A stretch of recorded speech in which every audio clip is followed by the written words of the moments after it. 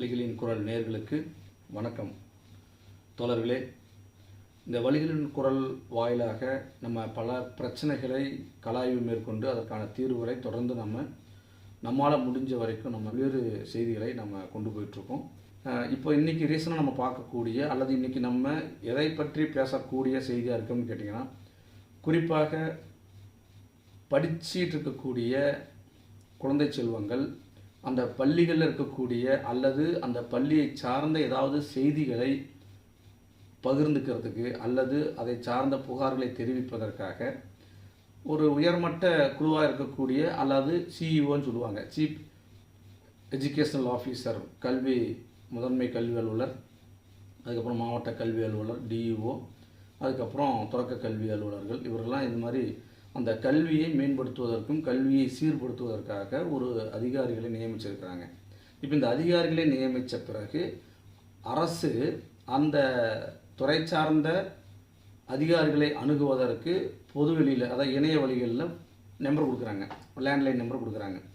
இந்த landline number பதிவு செய்யப்பட்டு இப்போ நெட்டில் போய் இப்போ ஒரு ஸ்கூலில் ஒரு பிரச்சனை அல்லது அதை சார்ந்த ஏதாவது ஒரு செய்தியை எடுக்கணும் அல்லது வாங்கணும், அதை சார்ந்த விவரங்களை தெரிந்து கொள்வதற்காக உயர்மட்ட அதிகாரிகளாக இருக்கக்கூடிய சிஇஓ, டிஇஓ, தொடக்க கல்வி அலுவலர்களை தொடர்பு கொள்வதற்காக இணைய வழியில் ஒவ்வொரு மாவட்டத்திலையுமே அந்த அதிகாரிகளுடைய தொலைபேசி எண், லேண்ட்லைன் நம்பர்லாம் கொடுத்துருக்குறாங்க. இந்த லேண்ட்லைன் நம்பர் அத்தனையுமே நாமக்கல் மாவட்டத்தை பொறுத்தவரை சிஇஓவுடைய லேண்ட்லைனாக இருக்கட்டும், டிஓவுடைய லேண்ட்லைனாக இருக்கட்டும், இல்லை தொடக்க கல்வியினுடைய அலுவலர்களுடைய லேண்ட்லைன் அந்த தொலைபேசியாக இருக்கட்டும், ஒரு நம்பர் கூட ஒர்க் ஆகலை. இது ரொம்பவும் மோசமான, அதாவது பெயருக்காக ஒரு தொலைபேசியை வச்சுருக்கிறாங்க, லேண்ட்லைன் நம்பர் வச்சுருக்காங்க. இது ஒரு செய்தியை நம்ம பகிர்ந்துக்கணும் அல்லது ஒரு செய்தியை நம்ம ஒரு சொல்லணும் அப்படிங்கிறதுக்கு கூட ஒரு அந்த இணையவழியில் போய் இருக்கக்கூடிய அந்த லேண்ட்லைன் நம்பர்களை, அதாவது அந்த எண்களை நம்ம பயன்படுத்தலாம்னு சொல்லி ஒரு ஃபோன் பண்ணோம் அப்படின்னு கேட்டிங்கன்னா எல்லாமே out of service.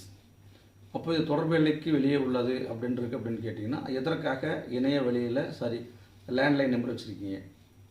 சிஓவுடைய landline number work ஆகலை, டிஓடைய லேண்ட்லைனும் ஒர்க் ஆகலை, தொடக்க கல்வியினுடைய லேண்ட்லைனும் ஒர்க் ஆகலை. சரி, லேண்ட்லைன் தான் ஒர்க் ஆகலையே, சரி தொலைபேசியை நம்ம அணுகலாமே அப்படின்னு சொல்லி தொலைபேசி நம்பரும் கொடுத்துருக்குறாங்க. இப்போ இந்த தொலைபேசி நம்பரை நம்ம எடுத்து தொடக்க கல்வி அலுவலர்களுக்கு நம்ம ஃபோன் பண்ணுறோம், அந்த நம்பர் சுவிட்ச் ஆஃப். இப்போ கிட்டத்தட்ட 2 நாட்களுக்கு முன்பு நம்ம தொடர்பு இருக்கும்போது செல்லு சுவிட்ச் ஆஃப் இருக்குது. சரி, டிஓவுக்கு ஃபோன் பண்ணலாம் அப்படின்னு சொல்லி டிஓவுக்கு ஃபோன் பண்ணோம் அப்படின்னா அவருடைய அந்த தொலைபேசி எண் பார்த்திங்க அப்படின்னா எந்த ரெஸ்பான்ஸும் கிடையாது. ஸோ இப்படி இந்த அதிகாரிகள் அலட்சியத்தன்மையோடு இருக்கிறார்களா அல்லது அரசு கல்வித்துறையில் அல்லது கல்வி அலுவலர்களை அணுகுவதற்கான ஒரு எளிதான வழிமுறையை செய்யாமல் புறக்கணிச்சாங்களா அப்படிங்கிற பல கேள்விகள் இங்கே எழுந்திருக்கு. ஸோ அப்போது நாமக்கல் மாவட்ட ஆட்சியர் அலுவலகத்துக்கு கீழே, அதாவது மாவட்ட ஆட்சியருக்கு கீழே இருக்கக்கூடிய உயர்மட்ட அதிகாரி என்று சொல்லக்கூடிய கல்வித்துறையில் இருக்கக்கூடிய லேண்ட்லைன் நம்பர் எல்லாமே ஒர்க் ஆகாமல் அப்படியே கிடப்பில் போட்டிருக்கு.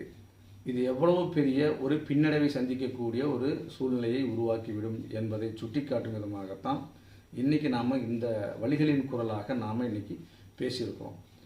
உடனடியாக தமிழ்நாடு அரசு நாமக்கல் மாவட்டத்தினுடைய ஆட்சியர், மதிப்புக்கும் மரியாதைக்குரிய மாண்புமிகு அப்படின்னு தான் சொல்லணும், மாவட்ட ஆட்சியர் துர்காமூர்த்தி அவர்கள் உடனடியாக கல்வித்துறையில் இருக்கக்கூடிய சிஓவுடைய லேண்ட் நம்பர், டிஓனுடைய அந்த லேண்ட்லைனில் இருக்கக்கூடிய நம்பரும், தொடக்க கல்வியில் இருக்கக்கூடிய கல்வி அலுவலர்களுடைய இந்த லேண்ட்லைன் நம்பர் எல்லாமே செயல்படாமல் கிடப்பிலே போடப்பட்டிருக்கு. இதனால் மிகப்பெரிய அளவுக்கு தகவலை பெறாமல் பல பெற்றோர்கள் மிகப்பெரிய அளவிற்கு சிரமத்துக்குள்ளாகி இருக்கிறார்கள் என்பதை தெளிவாக சுட்டிக்காட்டவும் கடமைப்பட்டிருக்கோம்.